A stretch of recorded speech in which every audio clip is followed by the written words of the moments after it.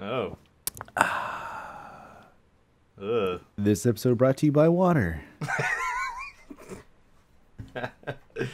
For all of your hydrogen oxygen needs. Refreshing. Welcome, everybody, to Don't Get Your Hopes Up. My name is Mike B. And I'm joined today by Josh A. Hey. Hey. Hey, LMAO. LMAO. Naturally. Yeah. So, how do you pronounce LMAO? Because, like, lol, you say lol. You say lol. And, like, rip, you say rip. Lamau. That sounds dumb. Lamau. Lamau. Chairman Lamau.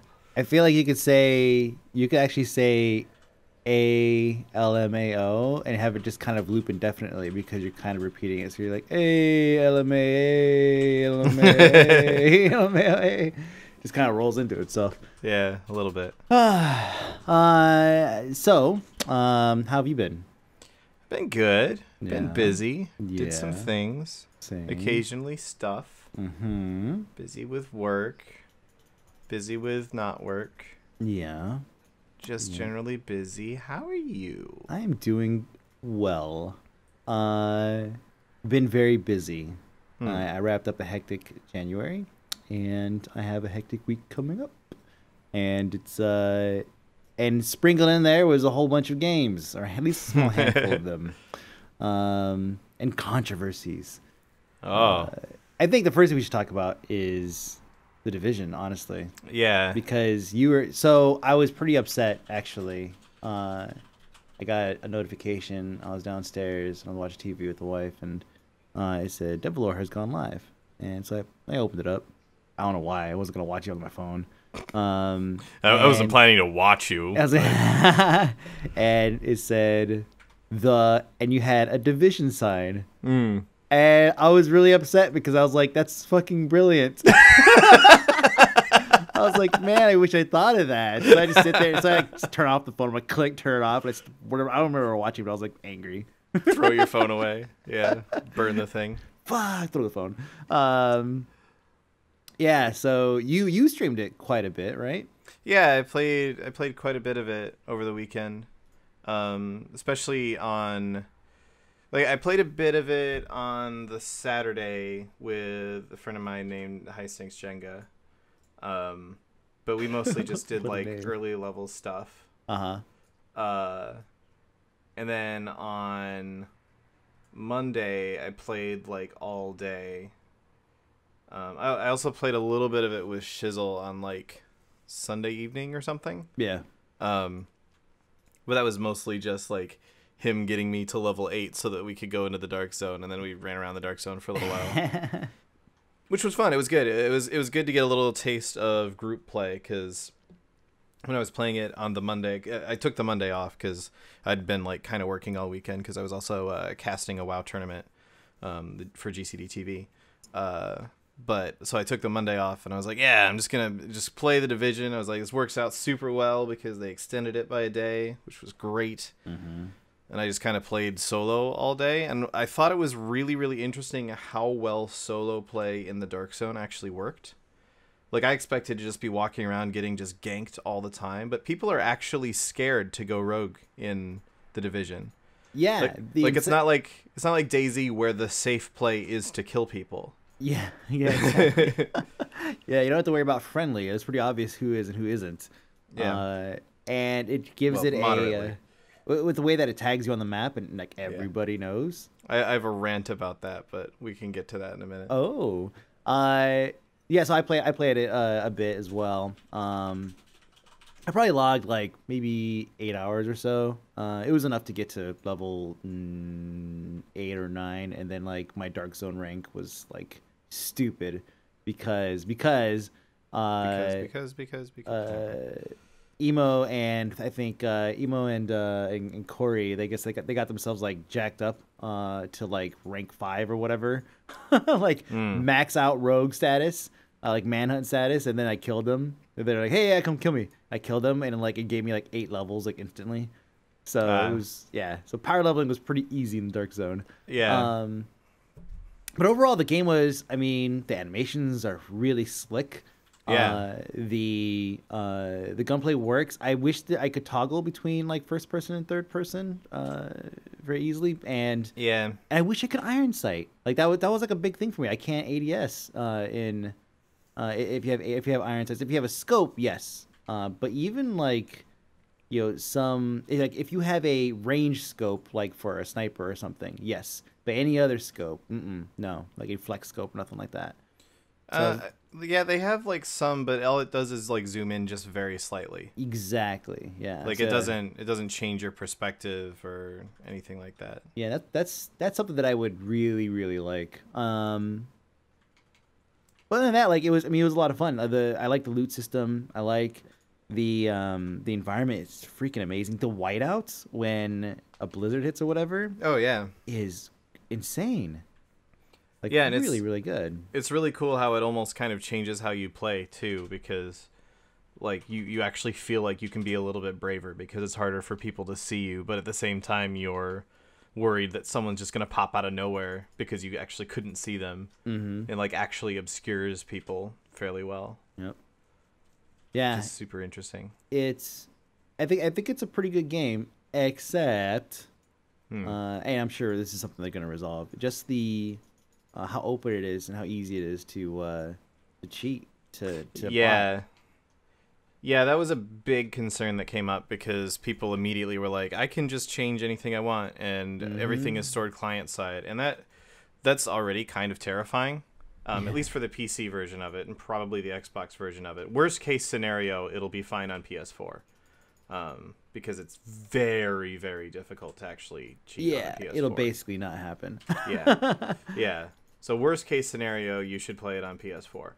And you should, if that's the case, then you still should absolutely play it. Just play it on PS4. Yeah. But yeah, like the apparently everything in the game is like client side, and it just reports to the server, and the server just believes whatever the client has to say. So you Sure, can be okay. like, yeah, I've got 500 rounds in my current magazine. And as soon as I shoot any of them, guess what? I've got 500 rounds in my magazine, so you like have infinite ammo. There were people like, apparently, if you can speed cheat in it fairly easily, from what I was told. And on top of that, you get arrested for it. Oh wow. That's interesting. That's a good anti-cheat measure. Here comes the Ubisoft police. Yeah, but apparently like it's pretty easy to speed cheat, and some weird side effect of speed cheating is that it also makes you invisible. So other player, like it just desyncs you from the server, and the server goes, well, I don't know where you are, so I'm not going to show you to other players, but I believe whatever you tell me that you did. So yeah, that's something that I was super concerned about. They did make a post about it on their forums where they were like, yeah, this is just beta. We will have something in place when the game actually launches. And I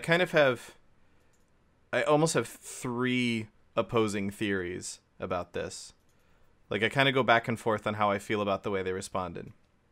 Okay. Because initially it was super vague, super just like, yeah, we'll do something about it. Which made me think, okay, so what has happened here is they didn't realize that their game would be this easy to cheat in. So for some reason. So now they're just going, oh God, we'll figure something out. But just say that we'll figure something out and we'll leave it at that.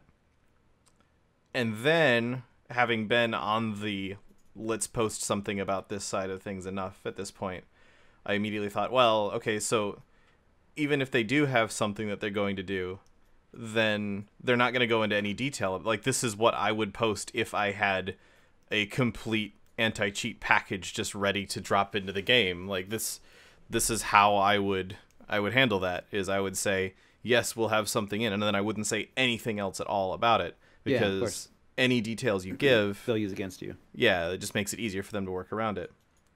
And then my optimistic side sort of kicked in, and I thought, actually, if you're trying to stop cheaters in your game and you have a weekend beta, leaving that weekend beta completely and totally open is actually a really, really good idea, because that way you get to see how people are cheating it. You get to test ways of possibly detecting them, but don't actually do anything about it. And that way, when your game actually launches, you have a good set of data on how to actually detect those cheaters and that you can work with immediately. Did that make any sense? Yeah, what I just said? yeah, of course. Yeah, I mean, it's a data collection point for them, and it makes sense. Yeah, I don't doubt they're gonna have something in. It's just a matter of, because I mean, some people who seemed all right to me, they said that it's not going to be that easy to protect because of the vulnerabilities that they left open for themselves. Yeah. But I have faith, and if all else fails, I'll just return the damn game. Yeah, exactly. Because I do think the Dark Zone is. They said there's gonna be 10 hours of campaign stuff, which is like, okay, cool, neat. But I'm gonna be in it mostly for like Dark Zone shenanigans, pretty much. Yeah. And if they can't get that right, then there's no reason for me to buy the game. Period. So I have faith they're gonna do it, because if not, I lose nothing. This is true. Yeah. Yeah. Yeah. I like I say, worst case scenario, I'll probably play it on PS4. Yeah. Because the cheating won't really be a problem there, and I don't hate playing on a controller as much as a lot of people.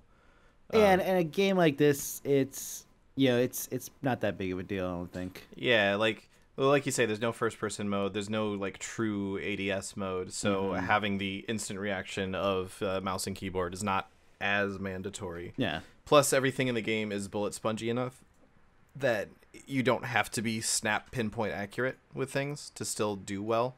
You like making tactical decisions while you're in combat in terms of like, get behind this bit of cover, and then do I pop out to shoot? Do I blind fire from behind this thing? Do I use my heal now? Do I use a med kit, etc.? Like there's enough extra choice that you can make that influences the outcome of a particular encounter, that it's not like a Call of Duty game where if you're not snap pinpoint accurate, you die as soon as you poke your instantly. head out. Yeah. So that's kind of a point of contention. What do you think about the bullet sponginess versus Call of Duty instant kill? I am actually really completely okay with the bullet sponginess because I like things that give me an opportunity to react.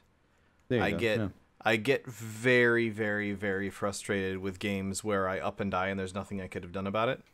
Like, it took me the longest time to not completely loathe Destiny's PvP because they had so many supers that were, well, when someone on the other team pushes this button, you are going to die, and that's just how this goes. That's just the way it is. Yeah, like you heard the Sunbreaker sound. Guess what? You're going to die now. Yeah, exactly. Yeah. Did you see the glow? Yeah, well, you're dead. Yeah, the Blade Dancer popped his super. Yep. If he comes anywhere near you, you're just going to die. And that was like, it's so rage-inducing for me because I'm such a perfectionist, I guess, when it comes to shooter games like this, that I always feel like if I die, it was my own fault and I should have done something different. And I get so frustrated when I am sitting there racking my brain trying to figure out what I could possibly have done different, and the answer is don't play this video game. That's about it. Yeah, and that's actually a pretty fair thing to say. Like, it's okay that this thing has its like Borderlands style like bullet sponginess in PvP. Because not every game has to be a one-shot kill. I mean, imagine if it was something that, someone got a headshot. Okay, great. Now you have a guy camping, and you die, and you lose everything on you, and that's it. It's gone because somebody just found a good spot, and they're just sniping away, and you have zero way to react to hit them. So Sure, better level design, better AI, better whatever, right? It's like, no, I think that it's just okay that we have a game like this. It's like if I want to get into a fight with somebody, like, like a brawler or something, where, I just karate chop that guy's neck in half. He's still alive and fighting, that's okay with me, Like, if I karate chopped him in the neck and he died instantly, that'd be a pretty shitty game. So I think it's okay, and it's kind of fun. It does give you a moment to react. You don't learn anything if you just fall over and die. Yeah, exactly. You don't learn. Yeah, you learn squat. So it makes sense that I mean it's okay if this game has that kind of setup, and you know it's overall it's pretty fun. Like we actually were able to milk that to get some pretty funny results. Actually, there was an alcove. It's like a little alleyway, and then a ladder that goes up into this little alcove that leads nowhere, right? Yeah. And there's only one way in and one way up, and that's it. Yeah, So, and it's like right next to one of the if it's the one I'm thinking of, it's like right next to one of the entrances. Yep. So I mean it's pointless to do this because you don't really gain anything, and you almost always lose. And if anything, everybody wins in this situation. But you know, you go up there and you snipe a bunch of people, and you go up there. Everyone knows you're there. They all gather around. Yeah. They just start chucking grenades up there. And... Yep. Yeah, and you just try to defend that position like king of the hill for as long as you can. Yeah. We actually had a pretty good setup. We had the guys flushed. They couldn't even get near the ladder. And what we were doing, we had a guy that was not in our party, and he was also not rogue. And what he would do was squared, and he would stand in front of us, and we would line up behind him. And we would like dip out, like hey, dip back and forth like that, just kind of hey, what's up, you know? And he would just stand there and keep healing himself and everything. And what was happening is he was triggering all these other guys to go rogue, and then there was like people fighting in the streets. Yeah, it was so good. We ended up making it the full 5 minutes in Manhunt, but I think people just eventually just kind of gave up. But it's like, it was hilarious. Not necessarily probably something they intended, of course, but. Yeah, I think that particular alcove might need a little work. Yes, it needs another entrance. Yeah, That's pretty exactly. much it. Just one more entrance, and it's totally fine. We can't defend everything. Yeah. If they coordinated their grenades better or learned how to freaking throw, they kept throwing them, and it would land like right at the edge of the ledge, and we're like all in the back huddling, like okay. The way the actual distance that you're capable of throwing them is not very far, so you actually can't throw them very far up in there. Huh. But yeah, it was like people just sit up in there, and eventually what happens is someone just needs to sacrifice themselves, because if 3 people go up that ladder at once, you'll kill the one in the front, and then the 2 behind him will kill you. Mm-hmm. So start chucking grenades and firing off shotguns, and you'll eventually get through. Yeah. So, yeah. The alcoves like that, it's still fun. And like I was watching Summit streaming it, and he got stuck in that same alcove, and he was stuck up there just trying to get the manhunt over with. And the thing is, you only get anything if you actually survive the manhunt. And if people are still coming up there and attacking you, the manhunt timer just constantly resets. Yeah. So, yes, exactly. Yeah. So eventually you're just going to be like, oh, fine, God, okay, I guess we'll leave. Yeah, it was really difficult to make it through the whole thing. But so one thing that actually I'm really interested in, and I don't know if it's gonna be like a game breaker for me, but first off, the loot system I loved. I love being able to pick up this contaminated gear and having to actually evac it out. Yeah. Because everybody was max level and everybody had like the vendor purples, so everyone pretty much had the best gear. Nobody was really fighting over anything. But I'd imagine. Once the level cap raises and like the number one thing is not going to be something that you just buy or whatever. Yeah. Then there's going to be more fighting over that stuff. But even just the act of evacuating my stuff and then having it on the outside, I really like that. Yeah. Yeah, it adds a whole like it really adds the sort of Daisy H1Z1 sort of if I die I lose everything like feeling to it, because like for me I was because the gear wasn't really mattering that much. For me, it was the costume pieces that you can get. Yes. That I was like, oh man, I got a new hat. Oh, I really don't want to lose this hat. And I would be like, okay, I got to sneak around, got to be really, really careful. And I'm like, I don't want to lose my hat. And then I'd die and I'd lose my hat, and I would have that same sort of like, fuck sort of rage. Yeah. Mine was cargo pants. I feel you on that. Yeah, it was like, it's something that I really, really want. I really don't want to die right now. And in those situations, that just sense of like panic and fear of everyone around you that you get. Like I'm standing next to an evac place and I'm like, okay, I need to stay, like there's 2 other people here and I need to stay in a place where I'm defensible so that I can kill them if I need to. Hey. But I need to not look like I'm trying to set up so that I can kill them. And you just start going through all these, like, what's the social thing to do in this situation? So, like, oh, I know, I'll wave at him, and I, like, wave, and then immediately I'm like, oh, God, no, wait. That's exactly what someone who's trying to kill Someone's them at my would do. door. Hold on just a second. Okay. Oh, man, I know. I know. I'm killing it. Hold on a second. Go stop recording. Let's sync later. Okay. And so, Mike B. left to investigate the strange visitor. Many hours upon days passed since his leaving, and after an epic battle, he left into the sunset, never to be seen again, until...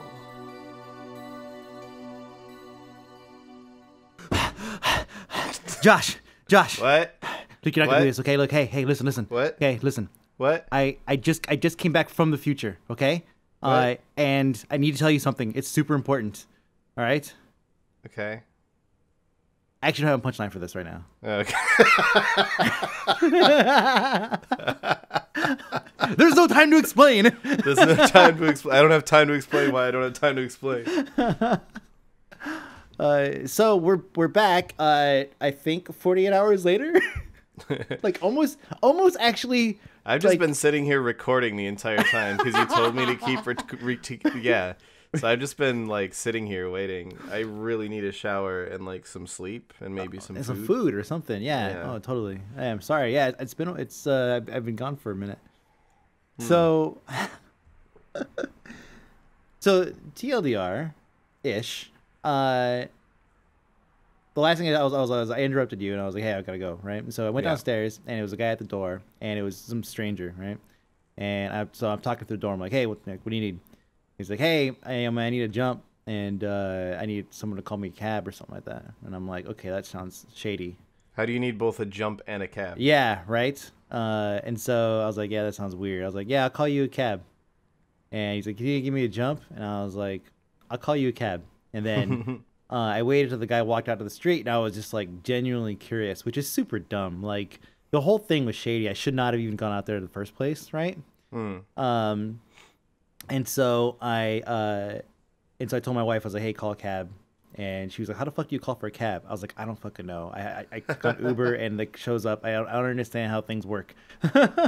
And so, you know, she's obviously a little freaked out because it was like, you know, here's a strange dude like knocking on my door. And so anyways, the guy backed off and he went down to the street, to the sidewalk. And so I came out and I had my wife lock the door behind me and I didn't take my keys because I'm like hyper paranoid when it comes to that kind of shit, like security stuff.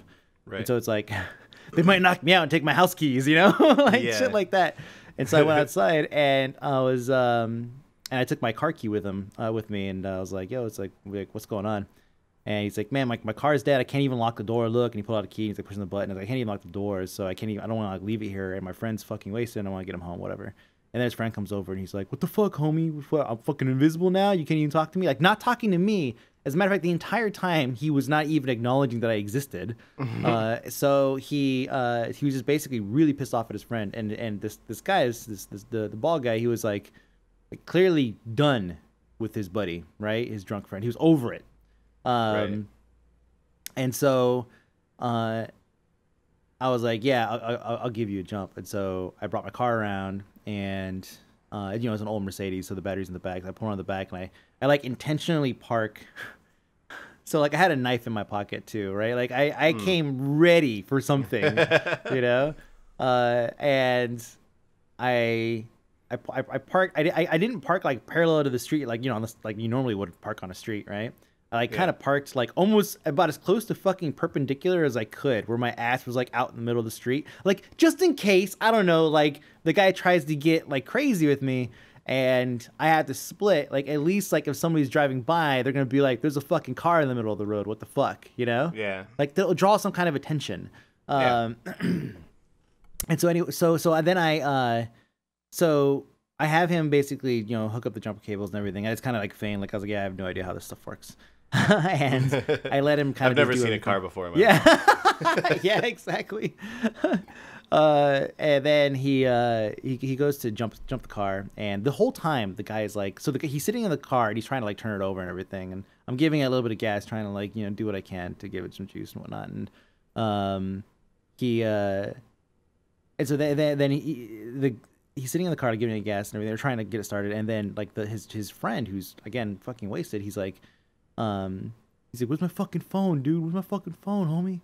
Like, and like the guy just looks at me with like this completely defeated look on his face. He goes, "I don't have his phone."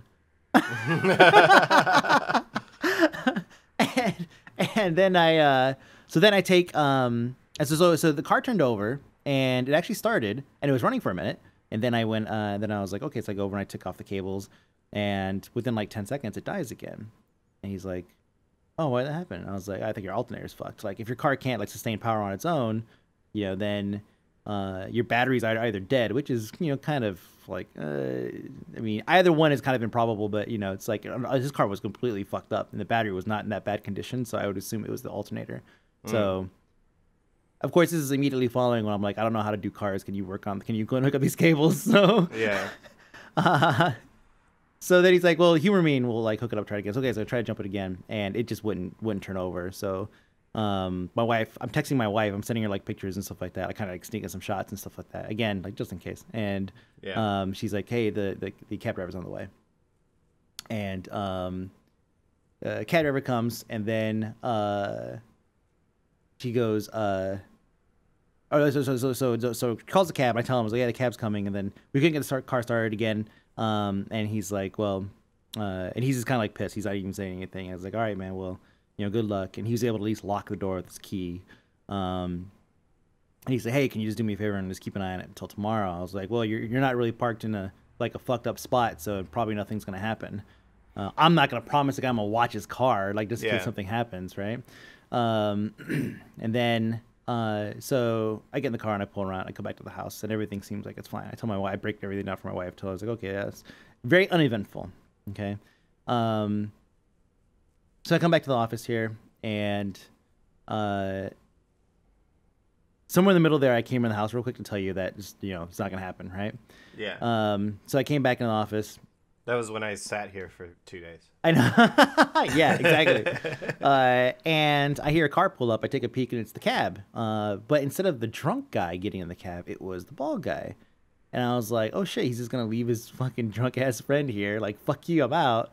And took off. And so the cab takes off, and I'm like, whatever. And so I go back and I tell my wife, because I think it's hilarious that now we have this fucking drunk guy who's, like, clearly upset, walking around our neighborhood. And then I hear, like, yelling. The guy's, like, yelling, like, in the middle of the street. But no, we don't live in a bad neighborhood at all. Like, actually, we live in a particularly good neighborhood, right? So this kind of stuff is super rare. And so when it happens, it's like, this is the store. This is going to be the talk of the town tomorrow, right? And he's, like, walking down the street yelling, but fuck you, fuck everybody, whatever. And he's carrying, like, this duffel bag, and he walks out of my line of sight. And my office has a pretty good view of the street, like almost 180 degrees, but at night there's a palm tree that kind of blocks like the edge of the end of the road there. So he walks over there. There at night. Huh?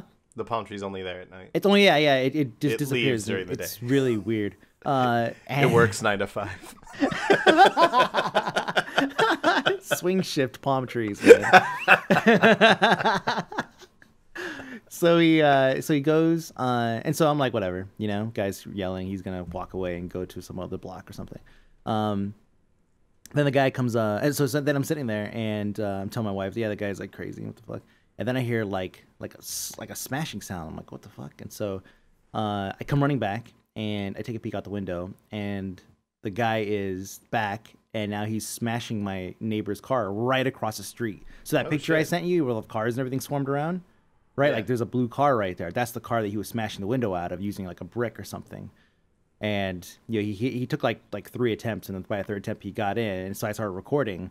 I tell Jen, I'm like, Jen, call the cops like right fucking now. This guy's breaking into windows, and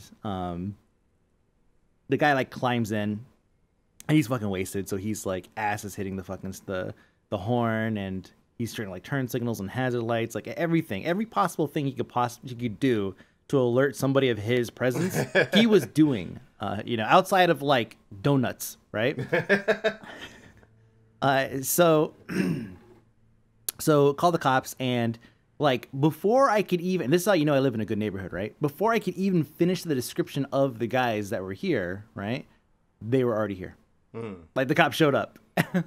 And so cops showed up, and I went down there to kind of like to help them out, because obviously this guy is probably too wasted to really give him anything. Oh, random guy breaking in the window. Okay. So I went downstairs to kind of tell him, like, hey, so there's this other guy and all this stuff, but he didn't do anything. Like, he left. This guy is clearly on his own. You know, this is basically all that happened. I gave him the whole story and everything. And so, and so this guy is like, you know, sitting on the hood, and he's obviously very upset and calling all the cops names. And you heard the video. Yeah. Yeah, he's not happy with the fact that he's getting arrested. The cops are the NSA and all that shit, right? Police brutality, etc. But he was the one kicking the windows, like trying to break through the windows from the inside of the cop car, right?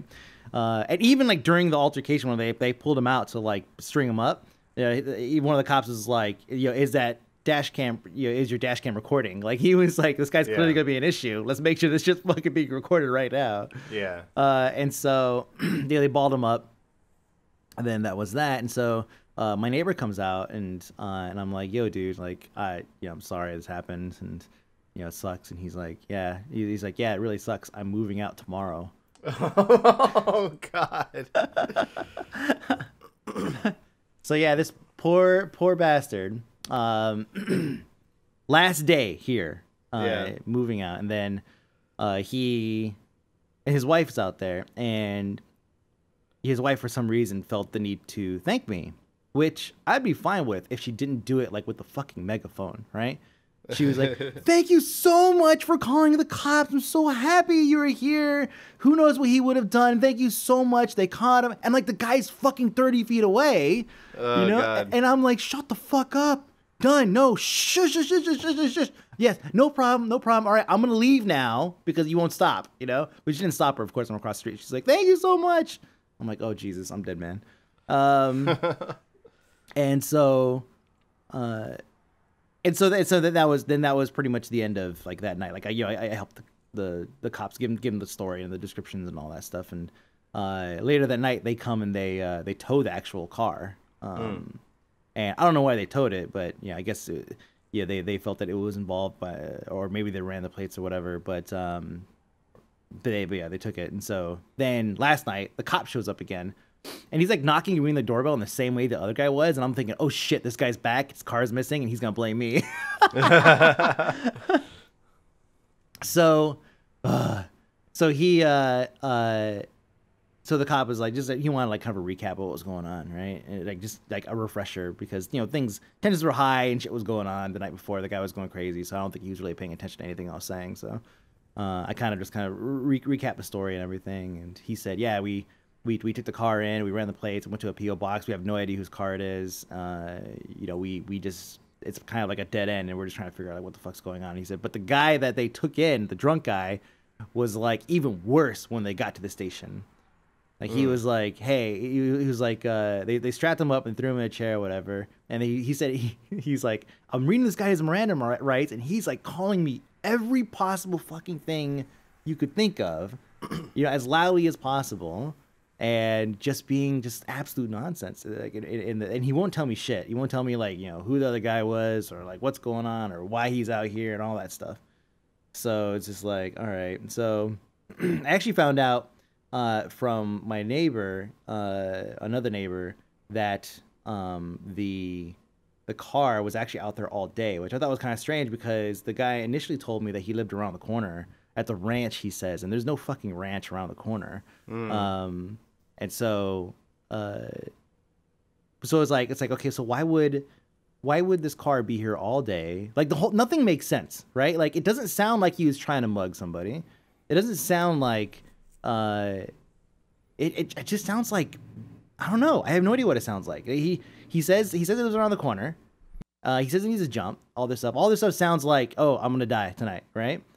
But the car's been there all day, and his friend's super wasted, so they obviously didn't drive there. So they were around the corner. But why did the bald guy get in a cab if he lived around the corner? Yeah. So The whole night was confusing, and just weird, and exciting for this hood, honestly. So now I'm back, Yeah. and I think we were talking about we were wrapping up the division or something. Yeah. Yeah, I think Yeah. we kind of both liked it. All right, it's all right. Yeah, it's pretty. I had one rant that I wanted to get to about the division, Okay. which is that everything is fucking red. Like, Really, everything's red, huh? on your mini map, there's a giant red skull for where you died, and there's a giant red skull for someone over here is going to kill you. So you could be going back to where you got killed by some NPCs, thinking, I hope that my stuff is still there, and inadvertently walk into a bunch of bandits because it's the same fucking icon. Or like thinking to yourself, oh, I'm gonna come over here and I'm gonna kill these bandits or these rogues, and it's gonna be awesome. I'm all set, and it's just where your dead body was because you got killed a while ago. Yeah, so the legend is not very diverse. Yeah, the That bigger sucks. problem that I had though is that, like, how in the dark zone, like, you can kind of hit someone, but it doesn't flag you rogue right away. Yeah, yes. That was my first experience, actually. I went in, some guy, like, pelted me a couple times, and I was like, who the fuck is this guy? And I shot him a few more. Yeah.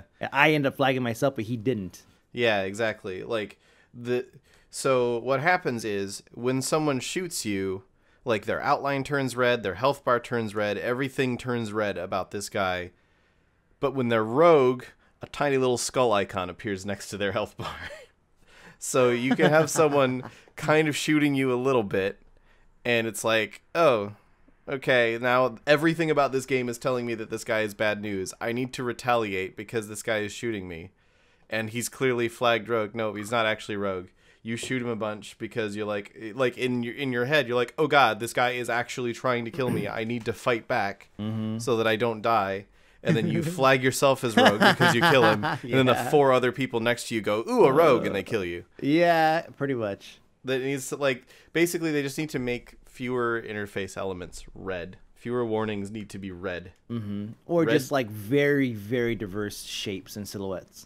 Yeah, like, red should be reserved for, yes, please shoot this. Yeah, kill on sight. Yes, absolutely. Yeah.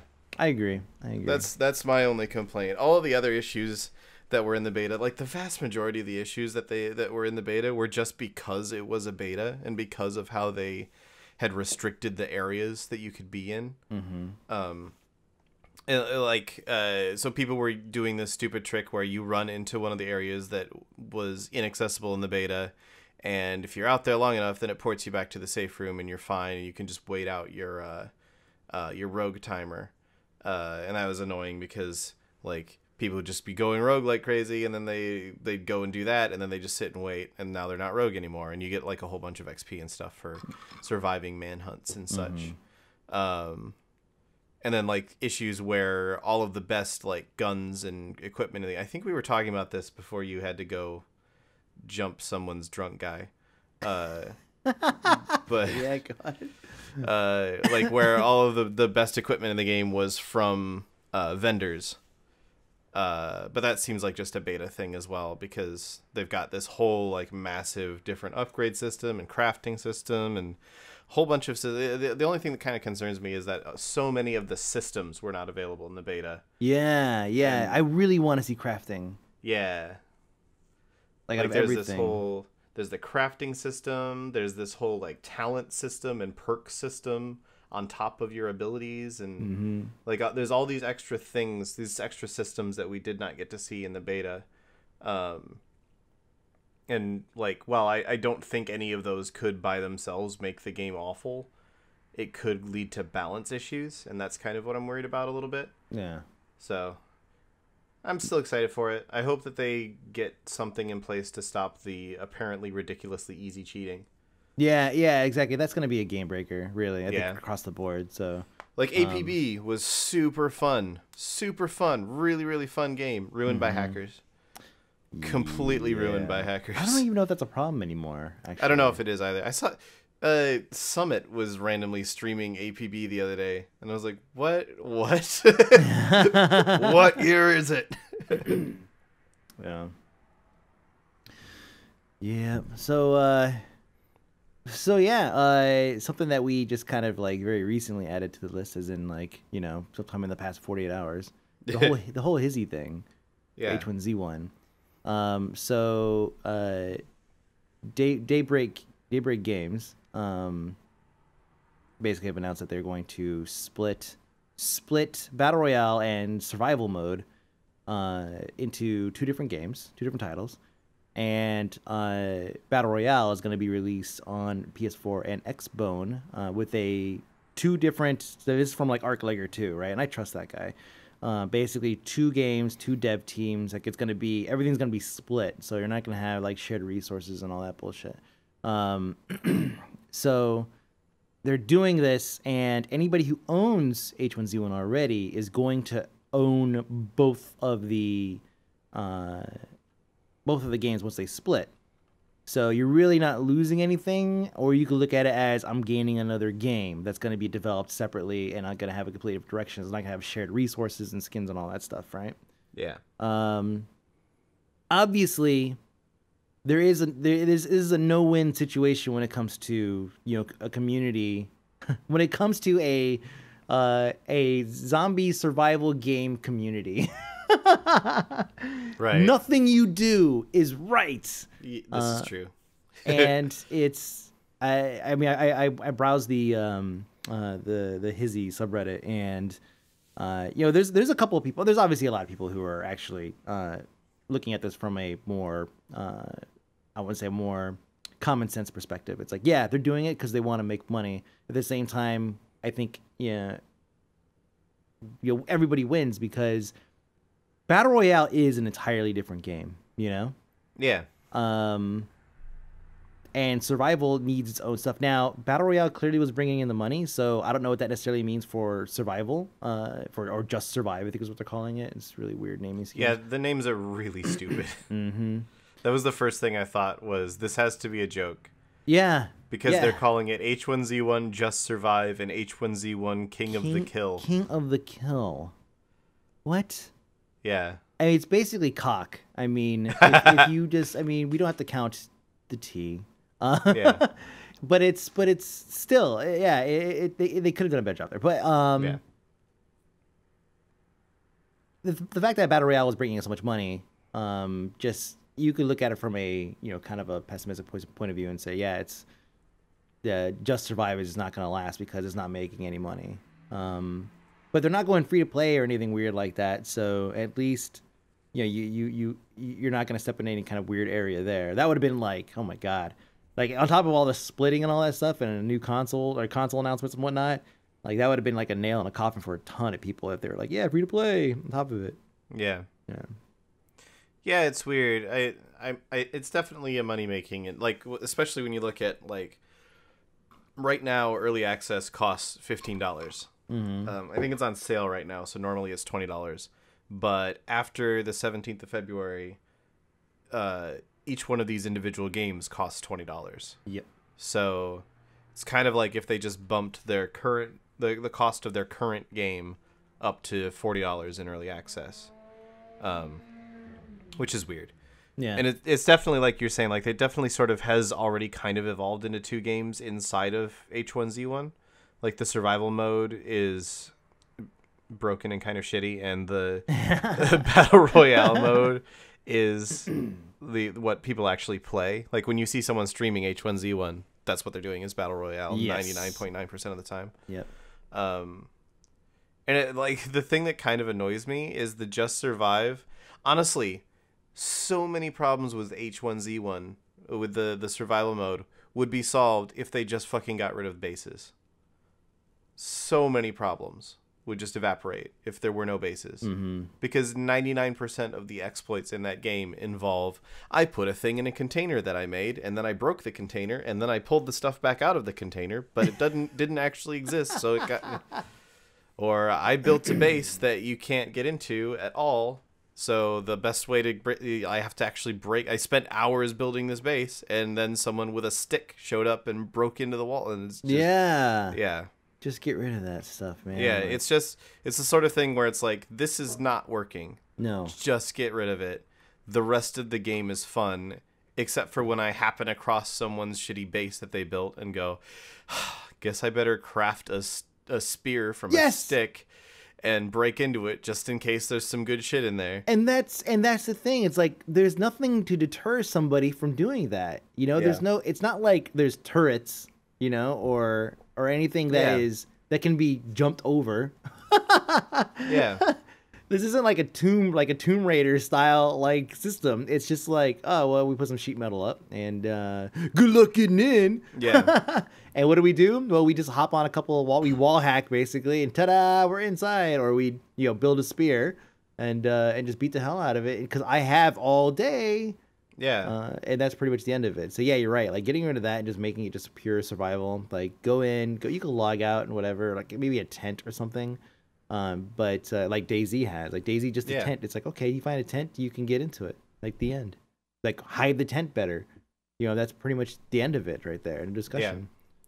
Yeah, like when H1Z1 first came out, I was like, yes, finally, it's DayZ with everything that makes DayZ fun, except it's not built in an engine made out of actual molasses. It's built on an actually unoptimized molasses. Yeah, exactly. It's built on something actually functional. And then there were bases, and like the only time that bases actually become anything resembling defensible is when you build them into something that they really should not be able to be built into. Like, I built a base into this police station.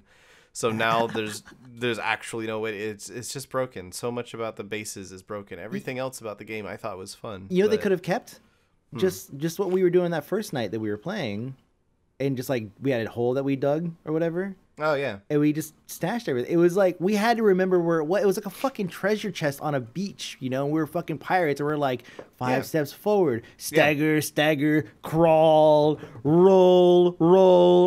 There it is, you know. Like we had our own system of finding these holes that we had dug, and we stuffed it with so much stuff. That would have been enough for me. Yeah. You know, because if I'm like do, and I'm like, oh shit, there's a stash, which is how we found a lot of our gear, with finding all these holes everywhere.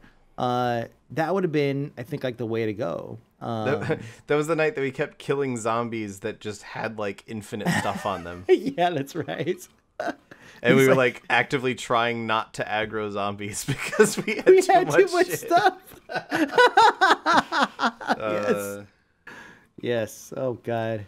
That actually kind of makes me think a little bit. Like maybe what makes these sorts of games fun is the broken shit.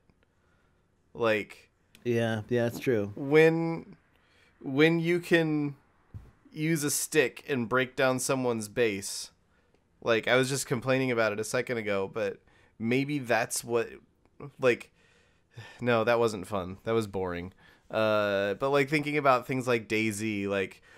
Some of the most fun I've had in DayZ was when we found a vehicle one day. I still have a clip of this up on my YouTube.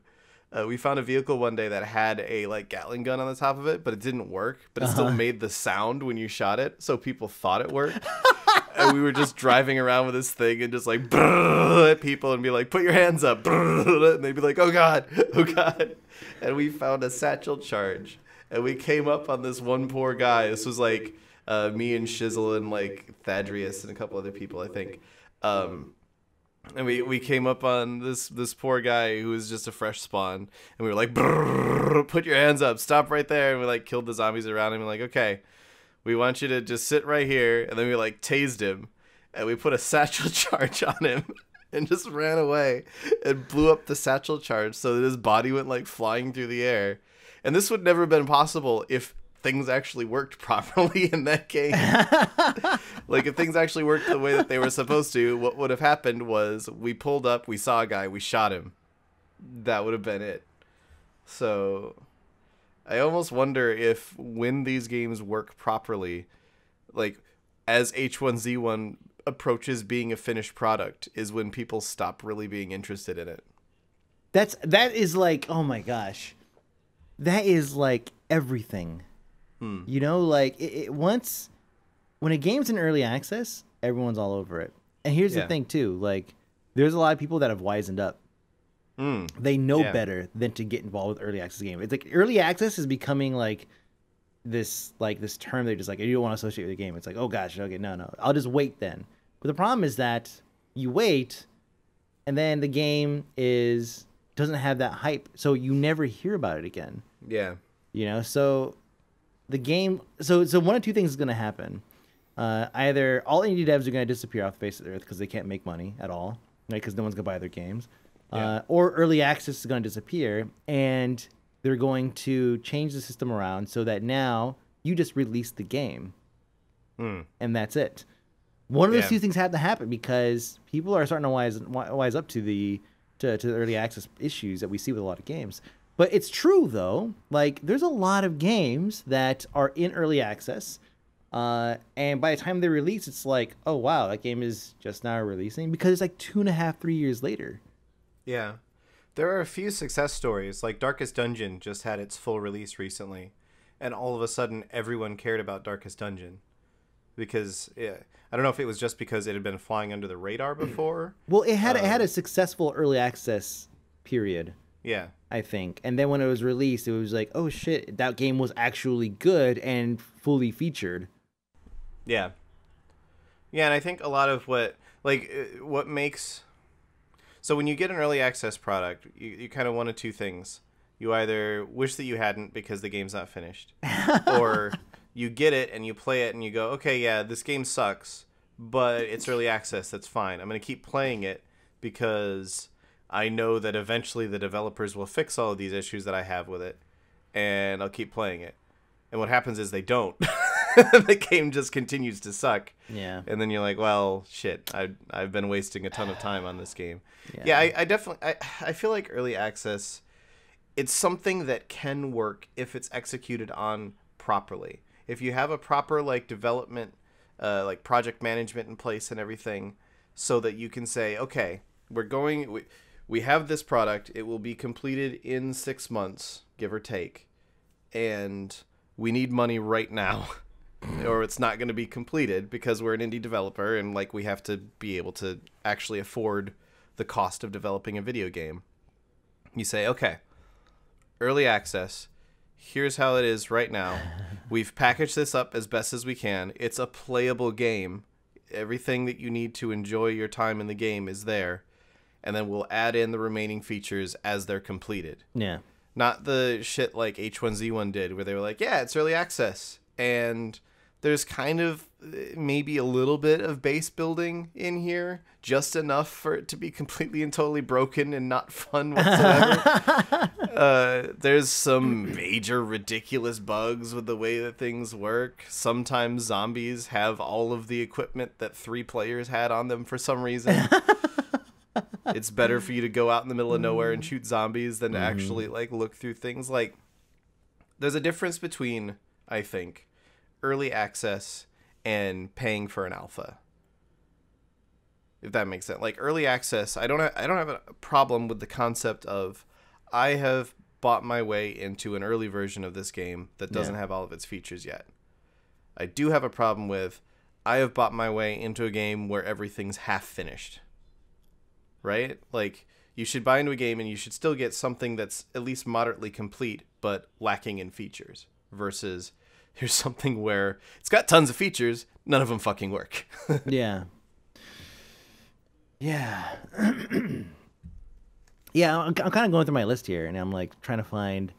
It's funny, I'm trying to find all of these, a few examples of games where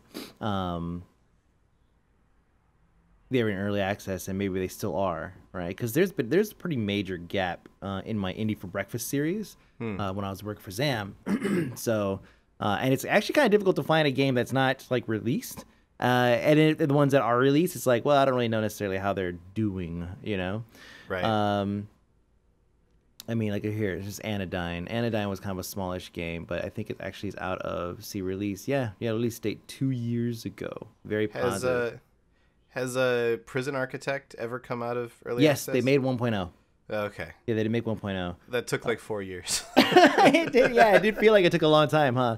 But that game, they added a ton of stuff. I did my series on that, and I think when you and I were both playing it, I've never actually played it. I just watched your videos on it. Yeah, And like they I would added. watch one, and then like 3 months later I'd watch another one. I'd be like, is this the same game? Yeah, they added so much crazy shit to that game. They even made it so that you can flip it and you can be the prisoner trying to escape from somebody else's prison. So, and they're still working on it. You know, they're still like working on stuff. And not to mention, like the devs are like kind of the coolest like two guys. Like I would love to get just have drinks with those guys. You know, they're just, you know, British and funny. it's like Hot Fez, Sean Pegg or whatever. Yeah, and what's the other guy's name? I can't remember. But or Simon Pegg. Simon Pegg, yeah, and the other guy. Like it's like hanging out with those two guys. But but anyways, yeah. So it's, but still, I think overall, there's like, if I go through this list and check every single one, I'm gonna find one that's like, oh yeah, well I'm not updating it anymore because I'm not getting, I can't afford it or whatever, and it's gonna be perpetually in, in early access. I think early access is gonna go away. Yeah. I think that it's going to take it probably another year and a half or so, but so long as it's super easy for devs to get in. I think that Steam Greenlight was actually a better program than early access because they had to basically prove that they are worthy to be released. And that was a good system, I think. I mean, maybe the voting system needed some reworking and whatnot, but I think that just the fact that they had to actually go through a community approval system, that was a good way of doing it because the community is, crowdsourcing your feedback on the internet is going to be probably about as honest as you could get. But that's not there when you talk about early access. It just kind of shows up. I mean, every single day you could go to the store and you could click on new releases and you're gonna find just like probably, I mean, early, I'm doing right now actually early access. Let's see, and then all new releases, and here's, let me see, let me see, when was this released? Yeah, they're basically releasing like 1 to 2 games a day, and that's kind of crazy. Yeah, that's kind of much, because you know that some of those games are just not going to make it. Oh yeah, for sure. Yeah, like, I almost wonder if we're just gonna like have this perpetual cycle of this is how to make an indie game. Like, it used to be that Kickstarter. Oh yeah, Kickstarter. That's how you get an indie game is you do a Kickstarter. And then it was like, oh okay, well Kickstarter you have to actually finish the thing. So it was Indiegogo for a while, because there was like, I don't remember exactly all the subtle differences with Indiegogo, but that was the one where like you don't actually have to you don't have to fully fund to get the money, right? You just like you can get it partially and then be like, okay, cool. But then that kind of fell off because people were tired of throwing money at games that then didn't get finished. Yeah, because Indiegogo was more of it kind of acted as an outlet for like almost like a Tumblr essentially. I don't say Tumblr, but like a blog, personal like website or like a DeviantArt basically, but for somebody's specific project. Right. And so they would upload pictures. Here's what's going on. Blah blah blah. But there were so many of them, and there was zero. Like I could go and create something for nothing, basically, like no game, and have a page on there. Yeah, and I think part of it is for a lot of these sort of crowdfunding processes, and what's sort of led into early access. God, all of the loudest vehicles are going past my window tonight. Yeah, what was that? I don't know. It was loud. It's gone past like 3 times. There's a Pizza Hut just down the street from me that I think maybe that car is owned by one of their delivery drivers. Oh, God. Around this time every night, it's just like... but yeah, like there was all the crowdfunding stuff going on for a while, and that sort of started to fall off because people were getting tired of, even like on Kickstarter, this got funded, and then I never heard about it ever again. Or in my case, like, this got funded, and then they made the game, and I've never played it because I forgot about it. Like I backed Distance, that like racing game, and I still get updates about it every once in a while because they're still doing stuff with it because they're actually like legit. Like they took the money from Kickstarter and they actually used it to create a little indie game studio out of it, and they're done fairly well for themselves. And so they keep sending out updates every once in a while, like, hey, thanks so much, all of our Kickstarter backers. Here's what our latest update is and what we're doing with the money that you gave us 3 years ago that we're still somehow using. Oh, I have one, but go ahead. And I've just never played. Like, the game has been out for ages. I've just never played it because by the time the Kickstarter finished and it got funded and they actually made the game, I had forgotten that it existed, basically. Yeah. And it wasn't, like, the hype had worn off. Yeah, I'm the same way. I should have the game actually somewhere, but I don't remember where. I don't know where to go to get my key, basically. Yeah. So it's like, but here's the thing: it's like searching my Gmail. my interest in the game has diminished to the point where I'm not even interested in doing a search on my email. Yeah. You know, I have one. Anne, remember Anne? Anne is this. It's an 8-bit / 16-bit style game. It's a Metroidvania. You know what that is, right? Yeah. Yeah. So I'm familiar with Metroid and Castlevania. it looks. It looks. Yeah. I'm sorry. It looks like a. It looks like Blaster Master almost. The way that the character can kind of get in and out of his ship and travel around and whatnot. Oh, okay. So you remember in Blaster Master, you get out of the car and you kind of run around and shit. Yeah. So you have those kind of elements and everything. There's overworld platforming type elements. It's almost feels like exploration. So this guy, and I've actually met and talked to him in person. Super cool guy. You know, I backed it and I got like the Super Nintendo box with the Super Nintendo game like cartridge with the print and everything and the controller. Right, like I went the distance, man. Like I have on distance. I have all of like the stuff from this game, and like the Kickstarter ended. I mean, let me look at it here. Kickstarter ended. Oh god, 20 other days. 2001. Here we go. Target release date is mid 2014. That was the targeted release date. That was a while ago. It was a bit, yeah. Yeah. He has done some updates, right? He's got like a new team, and he's like, oh yeah, I got a new team, working on this stuff, whatever. But it's like, dear God, man, like I am actually still interested. Like when I think of a game that I backed that I still want to play, that's on the list. Bear Simulator is not on the list. I don't know why. I got a notification that's all like, hey, yeah, your rewards are waiting for you. I'm like, fuck you. I don't care about that game anymore. So it's just like, oh God, the amount of time that it takes. And I mean, so it's like, where do you draw the line? Like, what's the balance? You know, games by Mo, the guy who's making Anne, Mo, he wouldn't have been able to do everything that he's done so far without the money he's gotten from Kickstarter and other support, right? Yeah. There's no way. At the same time, I was interested in this game 3 years ago. Yeah. And I funded this thing. And so it's almost like I'm investing money for my kids' college tuition. Yeah. You know, like I'm investing this money for a game that I may never play, but somebody else's kid might. Yeah. Yeah, exactly. Yeah, it's like, I don't know. I feel like the best Kickstarters are the ones that I'm the most comfortable backing, at least, are the ones where they're like, yeah, we're about halfway done with this already. We just need to finish it because we've been working on it in our spare time, like indie devs did before Kickstarter came along. Right? Yeah. That's kind of the thing is indie games is like an indie game is not a new concept.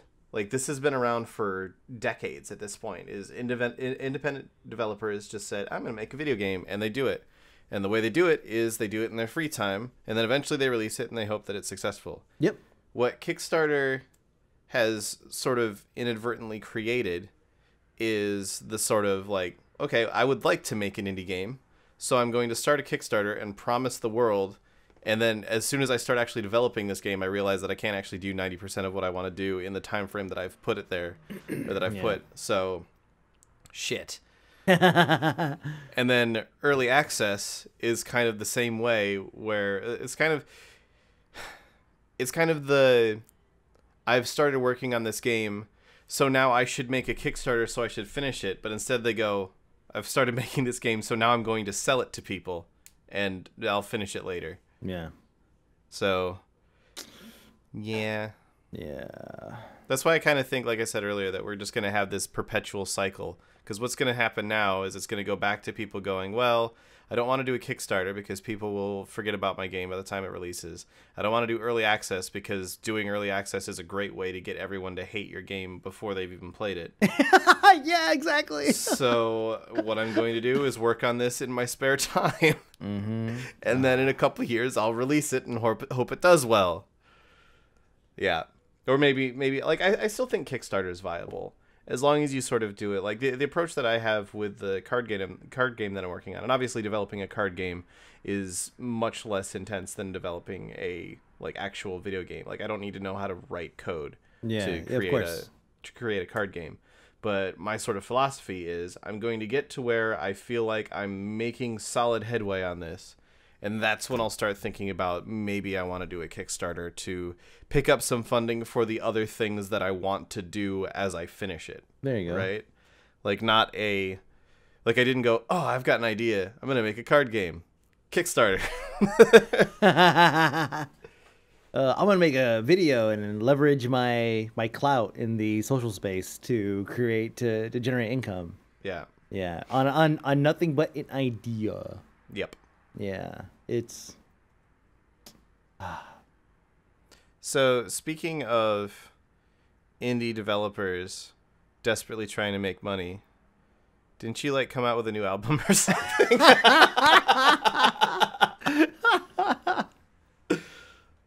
Yeah. Yes. So it's available for pre-order now. Did you listen to it at all? Did you? I haven't yet. No. So the problem I had. You've had days. I have had days. You're not a friend. Here's the. It's true. Here's the issue I've had with this. And as soon as you sent it to me, I was like, I've done a bad.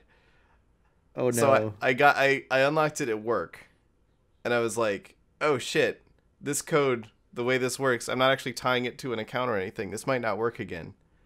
So I was like, okay, I don't know. I will download it onto my work PC. Oh no, create an account. And then, well, I didn't see an option to create an account. It's possible that I just missed it. Yeah. I was like, I'll download it and then I'll upload it to my Google Music and it'll be in there. Couldn't upload it to Google Music for some reason. I think it's just the work network just has it blocked or something.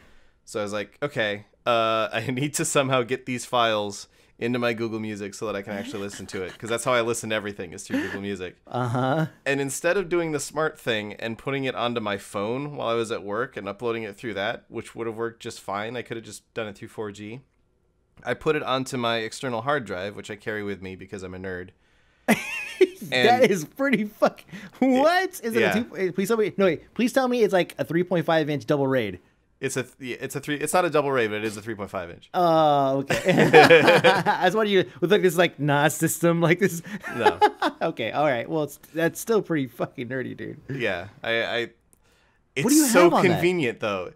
I use it for transferring files when I do dumb shit like downloading an album at work. So I put it on that. And then I got home from work, and I have my little like messenger bag that I keep all my stuff in, like my iPad and my PS Vita and this is the stuff that I carry around with me, and my hard drive and my lactose pills and my fucking like I have a deck of cards in there in case I decide I want to play cards.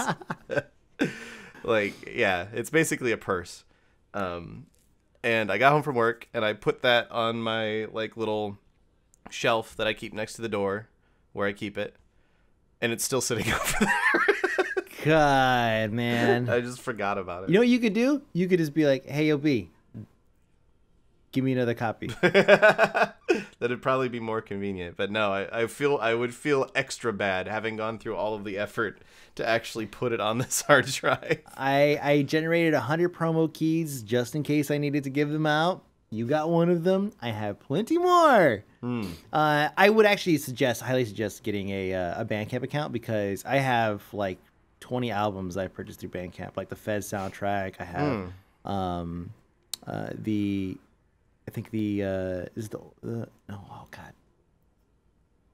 Path of the Sky just recently. Some like random metal band. I was like kind of just browsing, and I was like, I was listening to stuff, and I was like, wow, this fucking band is awesome. It's like some kind of hardcore metal band. It is fucking great. Downloaded it.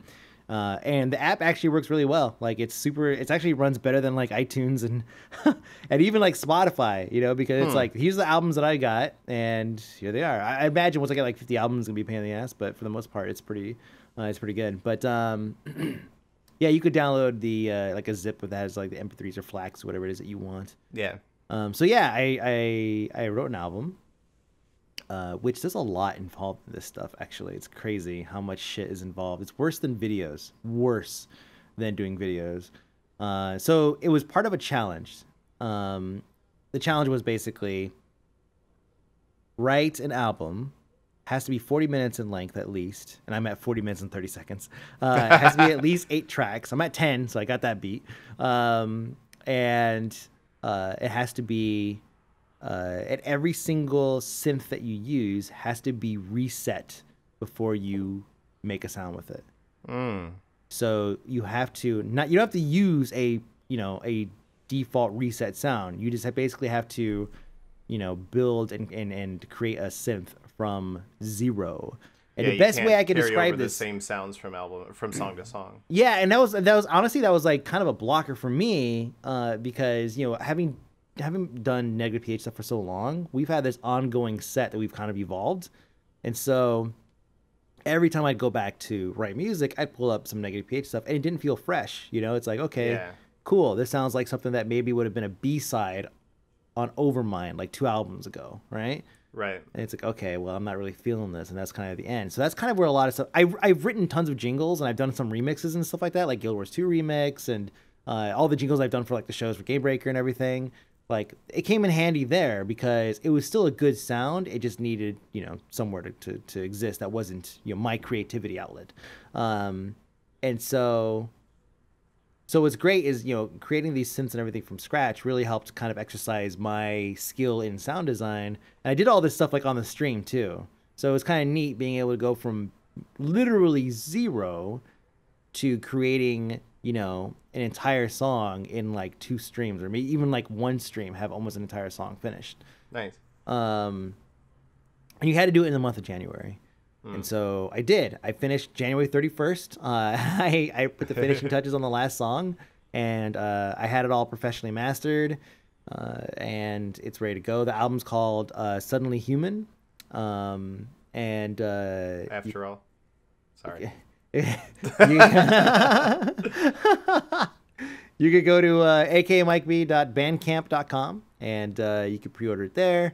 It's going to release on Monday. So I guess, are you going to be able to upload this tomorrow?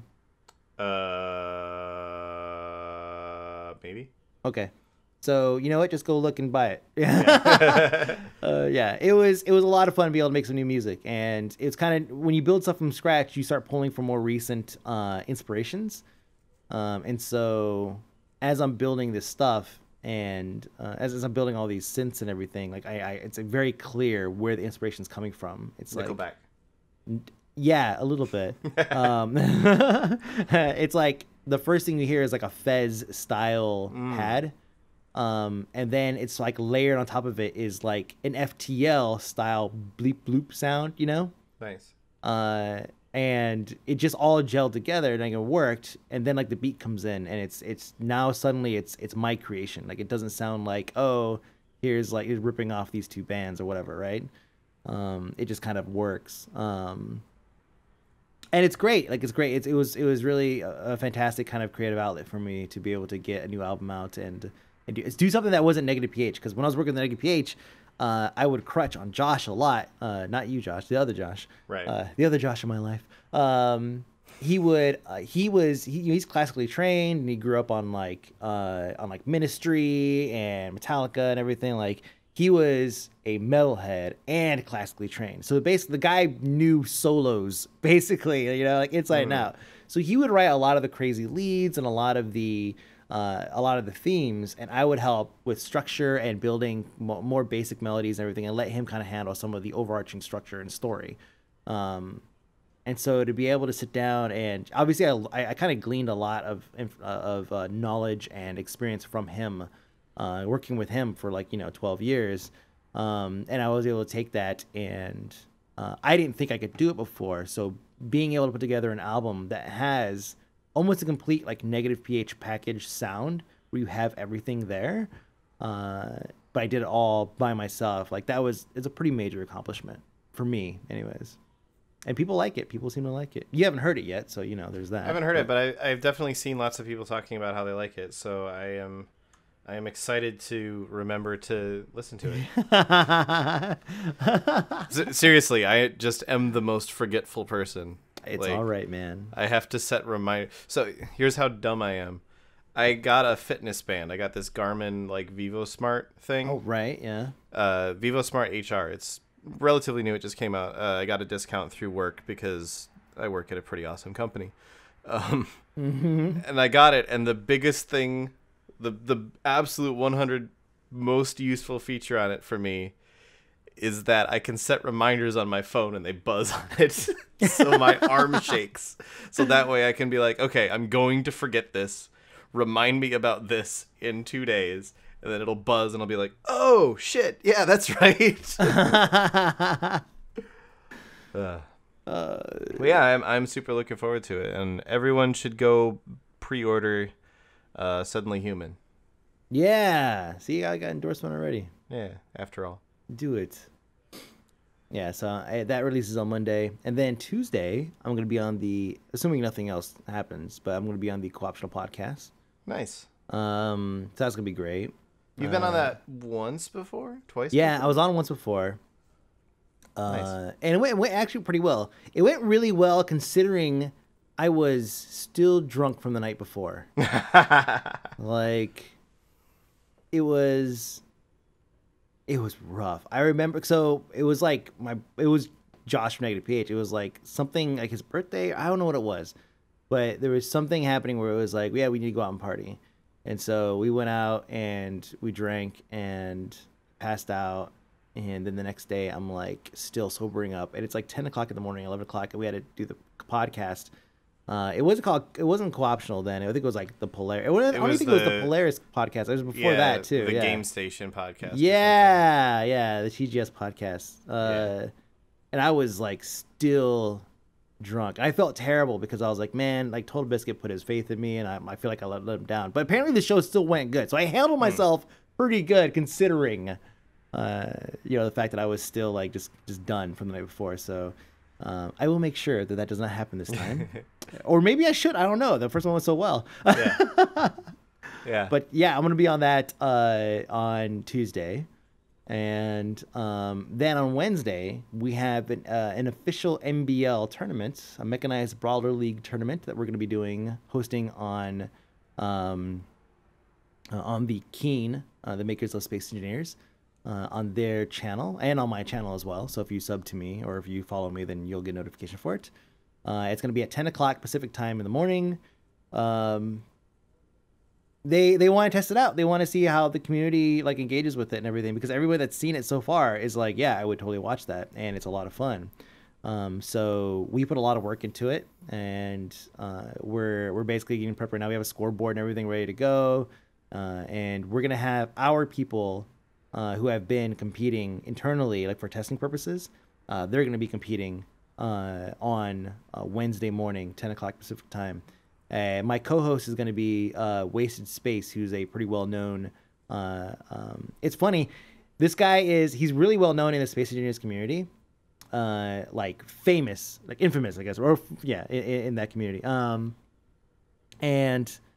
when we did the live Q&A for Keen...